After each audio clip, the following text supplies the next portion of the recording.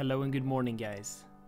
With Cities Skylines 2 somewhere right around the corner and all the recent buzz and excitement, I have an important question for you, dear viewer. What kind of map would you want to play for your first Cities Skylines 2 game? This last year I have spiraled hard into map making, and recently all I've been able to think about is what will be the first map I make for Cities Skylines 2.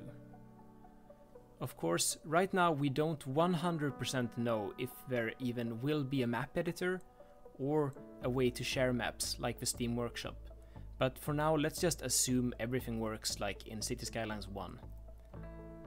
I have compiled a list of real-world locations in no particular order, but I think have some great potential for this first map. We're starting out with Cape Town, South Africa. The Table Mountain is just too great of a topographical feature to ignore, and it would make for some spectacular views, both looking up at it and from the summit.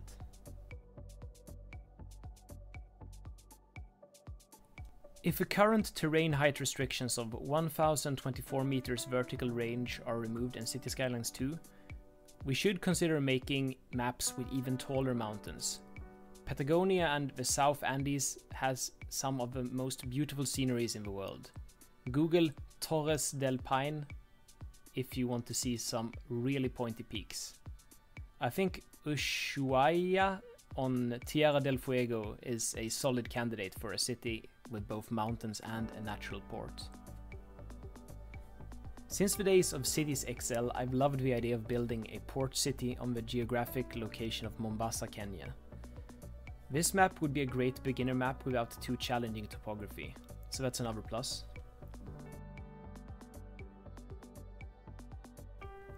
The Liang River is probably the most unique setting on this list. The karst landscape around the town of Yangshu would be incredible for a dense city, only interrupted by massive vegetation-covered pillars of rock.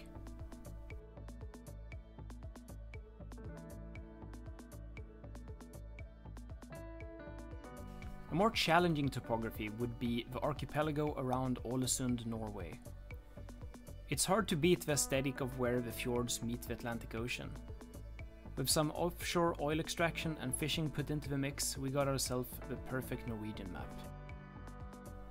I don't know if I'll ever get over my Cities Skylines 1 build Newport on the Auckland-based Bay of Plenty map.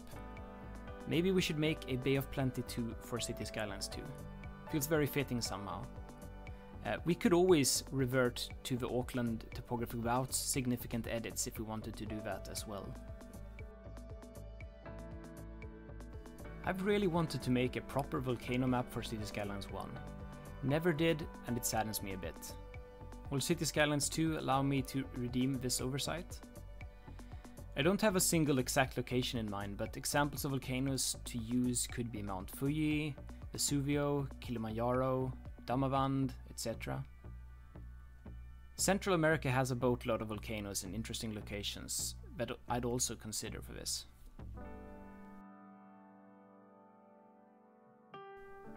A North Iberian city like Bilbao, San Sebastian, Santander, etc. would be another great option.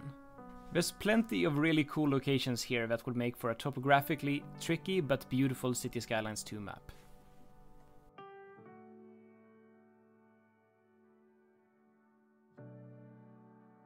I had a moment a few months back seriously considering making a map and a Cities Skylines 1 build set in the Höga Kusten or High Coast region of northern Sweden.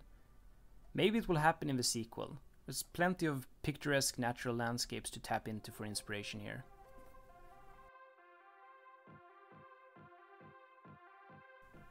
The Bay of Quota always fascinated me. Very close to my own definition of interesting geography. I don't know exactly what kind of city would fit here, but I know that the screenshots would look amazing.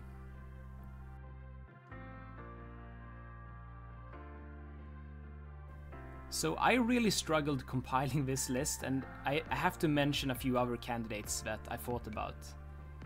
For example, a Central European river confluence, like literally anywhere in the Netherlands, Lake Baikal, Hobart, Australia, Pacific Northwest, Innsbruck, Austria, Rio de Janeiro, I mean, even Covington, Kentucky. And the list goes on. Which one of these maps do you like the most? Am I missing an obvious candidate? What map would you want to see instead? Let me know in the comments. I'm probably gonna make a few community polls about this going forward, so make sure you're subscribed to not miss out on that voting. That's all I had today. Thanks for watching, and I'll see you next time. If you want to support me more, I now have a Patreon page, and this is also how I share save game access, so be sure to check that out if this is something you are interested in.